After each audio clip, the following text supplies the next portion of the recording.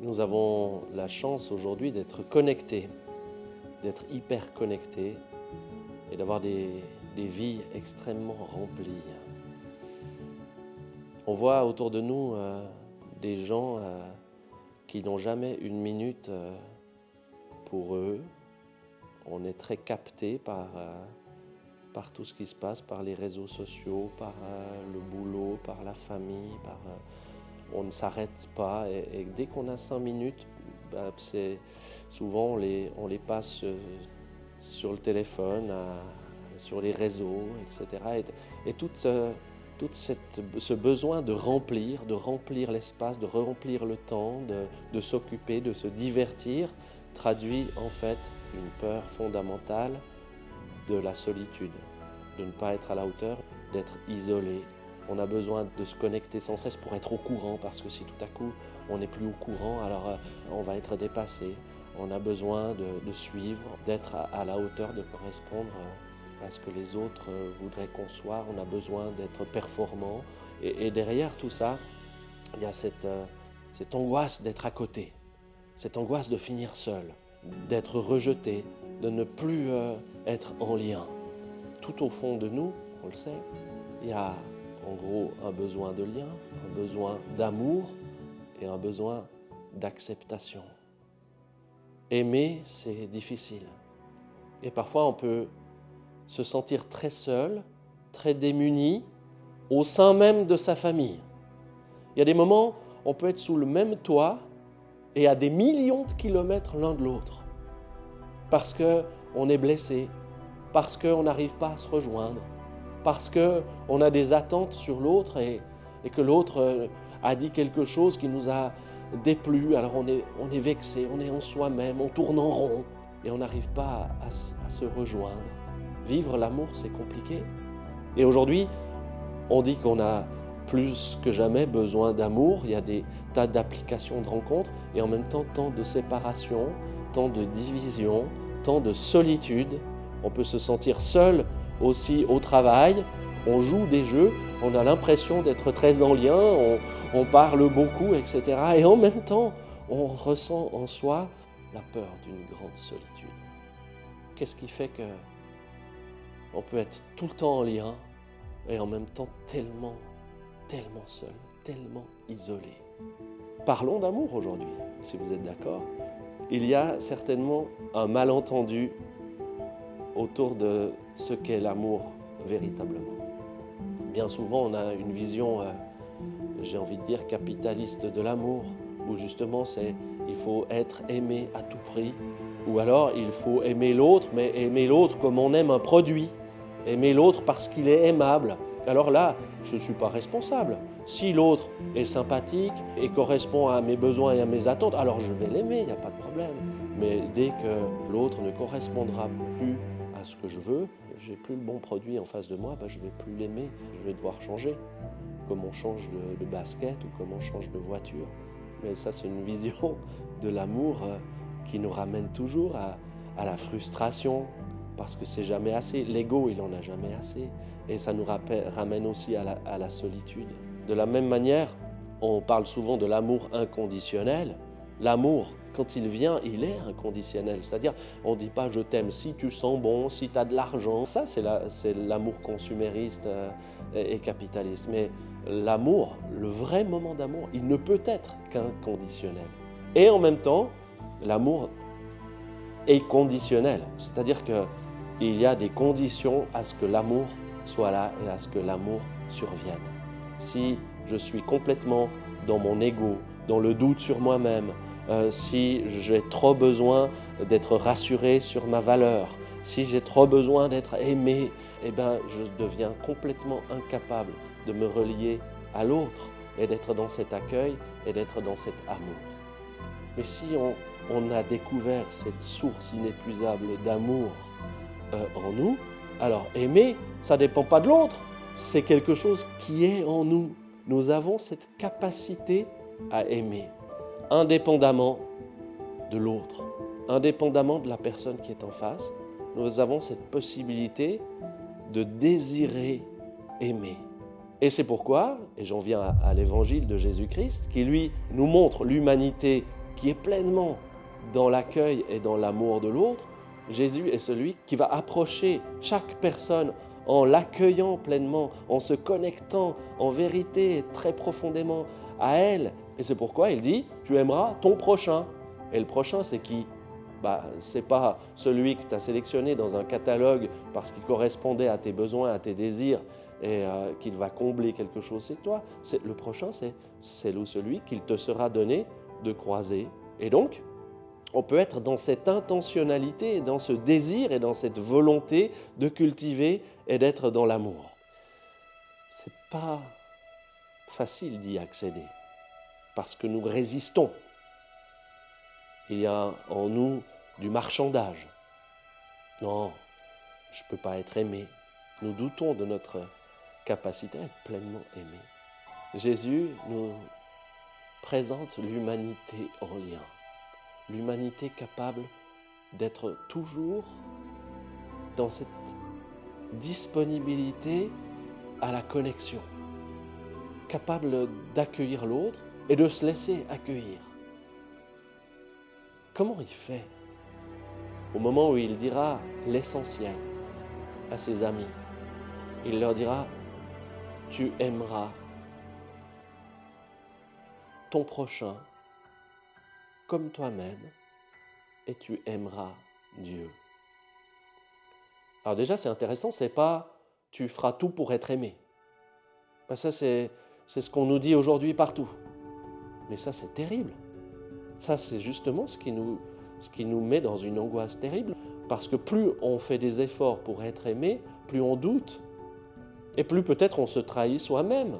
Et plus on n'est pas authentique. Regardez les réseaux sociaux où toutes les influenceuses, les influenceurs font la même chose et se ressemblent. Il faut avoir les bonnes formules, il faut correspondre et il faut être aimé, faut faire des vues. L'amour, c'est quoi ? C'est pas donner une image extraordinaire, être une star, briller, faire l'admiration de tous. L'amour, c'est quand deux personnes ou un groupe sont de manière authentique, reliés dans l'accueil complet les uns des autres. C'est quand je me connecte à toi, quand je te regarde, quand je t'accepte absolument comme tu es, quand je me dévoile aussi et que je nous permets que tu puisses venir dans mon monde, que je puisse venir dans ton monde, dans un respect absolu et dans un accueil, quand nos deux humanités se rejoignent, se parlent, se répondent, se relient, se connectent, alors on peut appeler ça de l'amour. C'est bon, ça va, tu as le droit d'être toi, tu as le droit d'être aimé et tu es aimé. Et tu n'as pas besoin de déployer des trésors d'imagination pour l'être, parce que c'est bon, tu es aimé, tout simplement. Et l'amour divin, c'est ça, c'est que l'amour ne dépend pas de nous, que l'amour divin, c'est un amour donné, un amour qui vient d'ailleurs, un amour qui est là et qui est à recevoir, tout simplement. On n'a pas besoin de se faire soi-même, on n'est pas autosuffisant, on n'est pas dans l'autodétermination de soi, etc. Ça, c'est une vision égotique et égoïste des choses. L'amour, d'abord, ça s'accueille et ça se reçoit. Et vivre la foi, est-ce que c'est autre chose que découvrir un « je t'aime », tout simplement, un « je t'aime » qui est là et qui change tout. À partir du moment où on fait cette expérience, tu aimeras ton Dieu et tu te laisseras d'abord aimer et tu feras l'expérience de cet amour, alors on découvre de manière extraordinaire qu'on est capable d'aimer. Et ça, on peut le vivre avec n'importe qui. L'amour n'est pas permanent, mais on peut le vivre. Il peut être nourri de manière quotidienne, de manière privilégiée et de manière exclusive, dans le couple par exemple. Et c'est très important. Là, avec mon épouse, je me suis connecté 1000 fois, 10 000 fois. Et 10 000 fois, je me suis déconnecté. Et 10 000 fois, je me suis reconnecté à l'amour de Dieu qui m'a aidé à me reconnecter à mon épouse. C'est été un lieu privilégié de l'exercice de l'amour. Et grâce à ce lieu de l'amour-là, je peux désirer et avoir l'intention de fortifier ma capacité intérieure à aimer et à me relier et à me connecter à n'importe qui. En fait, l'amour, il est reproductible, il peut se vivre 1000 fois, il n'est pas permanent, parce que des fois, je ne suis pas dans l'amour. Même avec les gens que j'aime le plus, on fait l'expérience douloureuse, que ceux qu'on aime le plus, eh bien, c'est ceux qu'on va décevoir le plus, qu'on va blesser le plus, à qui on va devoir le plus demander pardon, parce que voilà, notre capacité humaine à l'amour, elle est bien réelle, mais elle n'est pas inconditionnelle, elle n'est pas perpétuelle. Il y a bien des fois où on est déconnecté, où on est trop préoccupé de soi-même, où on est dans son ego blessé, et donc on n'est pas dans l'amour. Mais nous avons cette capacité de reconnecter et d'être dans l'amour. Alors, je ne vis pas tous les jours dans cet état-là, mais quelque part, tout au fond de moi, il y a cette expérience, il y a cette confiance qu'il y a un amour premier. Et quand je retombe dans mes travers et que j'ai de la peine à me connecter aux autres, que je suis plein d'attentes, je tourne en rond dans mon ego, que je me trouve nul ou pas à la hauteur, que j'ai besoin d'en faire des tonnes pour essayer de me rassurer, eh bien, je dis hey, « stop, time out, temps mort ». Reviens au centre, reviens, replonge-toi, replace-toi dans cet amour-là. Et cela va faire en sorte que je vais sortir de moi-même, sortir de mes ruminations sans fin, et que je vais de nouveau être capable de désirer aimer, d'aller vers l'autre et de vivre ces moments de lien et de connexion. Aimez-vous les uns les autres comme je vous ai aimé, parce qu'il y a un amour premier et fondamental, et que j'y ai accès, et qu'il est sans condition, et qu'il est là. Eh bien, je peux me mettre en route vers l'autre et vivre le miracle de la relation. L'amour, il n'est pas permanent, mais il est renouvelable à l'infini. On peut se connecter 1000 fois par jour à son enfant, à sa femme, à son patron, à la caissière du supermarché, j'ai envie de dire à n'importe qui. Et c'est ça la nouvelle extraordinaire. Et c'est pour ça que Jésus nous montre une humanité qui peut croître dans l'amour, dans cet amour-là. L'autre commandement qu'il donne, c'est ces 3 commandements. Tu aimeras ton prochain comme toi-même et tu aimeras Dieu. Ton prochain, on en a largement parlé, toi-même. Il n'y a pas d'amour de l'autre sans acceptation et sans amour de soi. Et l'un et l'autre ne s'opposent pas.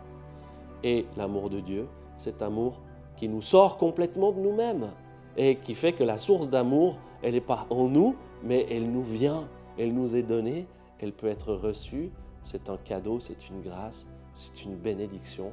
Et ça, c'est merveilleux. Ça fait aussi, on est dans une humanité où on croit que tout dépend de nous et que tout est à l'intérieur et qu'on est autosuffisant et qu'on se fait tout seul. Mais non, on reçoit. Et c'est ça qui est merveilleux. Donc, être connecté à l'amour divin, être capable, du coup, de s'accepter soi-même dans l'entièreté de nos vies, de ce qu'on a vécu, de ce qu'on a fait, ombre et lumière, et du coup le fait de désirer développer notre capacité à aller vers les autres, à nous connecter, à aimer, et puis du coup à recevoir ce qu'il y a à donner. Voilà, c'est ce que Jésus a vécu. Il y a un verset très beau que beaucoup de chrétiens reprennent, c'est dans l'évangile de Jean 3, 16, je crois. Il n'y a pas de plus grand amour que de donner sa vie pour ceux qu'on aime. Donner sa vie, ce n'est pas se sacrifier. Donner sa vie, c'est être dans cette capacité pleine à donner et à recevoir.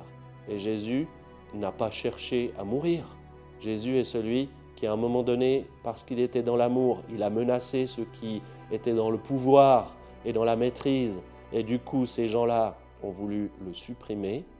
Eh bien lui, il aurait pu faire ce qu'on fait souvent dans les relations, il aurait pu fuir, il aurait pu essayer de séduire, il aurait pu négocier, il aurait pu prendre le pouvoir. Et combien de fois on prend le pouvoir dans la relation? Eh bien non, il décide et il désire rester dans l'amour, pas dans le jeu de pouvoir, mais rester dans l'amour.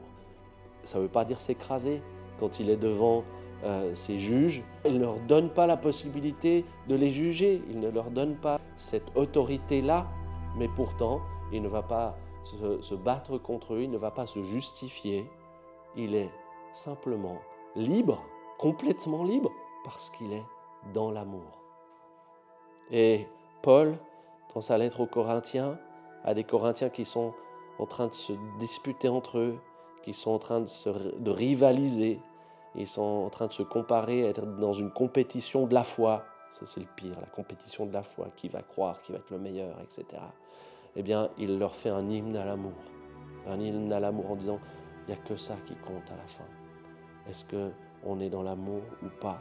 Et il dit une chose extraordinaire, c'est l'amour ne meurt jamais. Ça veut dire quoi?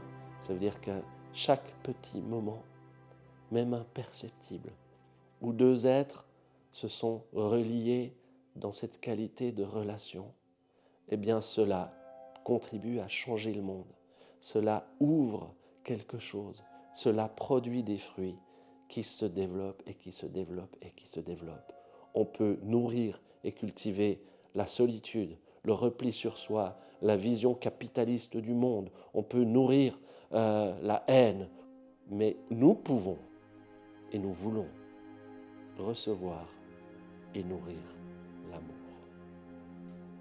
Et quand j'accompagne une famille dans le deuil, parfois j'entends des gens qui, dans une émotion extraordinaire, disent « Quand grand-maman nous accueillait pour le goûter et qu'elle avait préparé des biscuits qu'elle avait fait elle-même et qu'elle nous prenait dans ses bras avec un grand sourire, sur le moment, ça me semblait complètement normal, complètement naturel.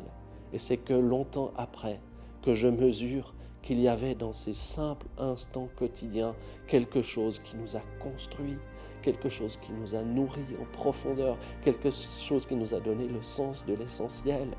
Et cela produit aujourd'hui des fruits dans nos vies. L'amour ne meurt jamais et l'amour se déploie à l'infini. Et on comprend pourquoi elle allait au culte, à l'église tous les dimanches, mais elle ne nous parlait pas de Dieu. Elle ne nous parlait pas de Dieu. Mais aujourd'hui, je sais qu'elle nous parlait de Dieu en nous accueillant avec ce sourire, avec ces biscuits, avec cette simplicité, avec ce cœur grand ouvert. Et elle nous offrait ces moments de pure connexion parce qu'elle en était capable, parce qu'elle savait où puiser un amour que rien ni personne ne peut remettre en question. J'aimerais donner une piste concrète à celles et ceux qui se sentent seuls. On est seul et parfois il y a ce sentiment de solitude. On peut se sentir seul au milieu d'une foule, au milieu d'une famille. On peut avoir ce sentiment d'une immense solitude. Et c'est une réalité. Eh bien moi, dans ces moments-là, bien souvent, j'ai eu le réflexe de me recroqueviller sur moi-même. Et dans le bureau même où est tournée cette vidéo, combien de fois j'ai tourné en rond dans ma solitude, tourné en rond avec ce sentiment « personne ne peut me comprendre ». Qu'est-ce que je dois faire? Je ne suis pas à la hauteur. Qui peut m'accueillir? Qui peut m'aimer? Etc. Et dans la culpabilité, c'est beaucoup lié. À chaque fois, ce qui m'a fait sortir de cet état, c'est de sortir de moi-même. Sortir de moi-même, c'est accueillir l'autre qui est là dans mon bureau et auquel je résiste. C'est ouvrir les mains et écouter et accueillir. Je vous ai parlé de Jésus qui était un homme qui marchait et qui se reliait aux autres. J'aime sa manière d'être humain et d'être dans l'amour et j'y crois et ça m'inspire. Alors quand je suis tellement éloigné de l'amour, simplement dire « Jésus, tu m'aimes. Jésus, je me laisse aimer. Jésus, tu m'aimes. Jésus, je me laisse aimer. » Ce n'est pas de la méthode Coué, c'est simplement se placer sous le rayon de l'amour et sortir de l'enfer de soi-même pour entrer dans la merveille de la relation. Et la deuxième chose, c'est sortir de mon bureau, et puis c'est aller au contact de l'autre. C'est aller à la rencontre. Ça peut être aller acheter quelque chose à l'épicerie et avoir plus que 2 phrases avec la personne qui sera en face. C'est créer du lien. Et ça, des fois, ça vient de l'extérieur, mais des fois, on peut avoir cette intention de sortir de soi-même parce que ça devient un enfer, qu'on tourne en rond et qu'on n'y est pas bien, et aller à la rencontre, aller au contact de l'autre. Et ça peut aussi être aller au contact de l'autre par la pensée, penser aux autres, avec bienveillance, avec amour, avec accueil, sans jugement. Et chaque fois qu'on peut penser à des personnes qu'on aime ou à des personnes qui sont dans l'actualité, etc., en désirant nous relier, nous connecter à ces personnes-là, on est dans une prière, c'est-à-dire une sorte de communion, de connexion, d'amour et d'espérance et de lumière qui nous unit par-delà les lieux et les temps. Et cela, je crois, ces simples exercices de prière aussi, nous fait sortir de nous-mêmes. Et le miracle, c'est que plus on sort de nous-mêmes, plus on accède au centre de soi-même. Ce qui est extraordinaire aussi. Voilà. Ne croyez pas que j'ai des formules magiques ou des recettes ou que je ne la connais pas. C'est parce que je la connais par cœur, la solitude, et qu'elle est une vieille compagne pour moi. Et que je désire expérimenter, que je le fais, que j'expérimente qu'autre chose est possible. Et que le lien est possible. Et que l'amour est possible. Et qu'il est là, à portée. Voilà. Bonne route.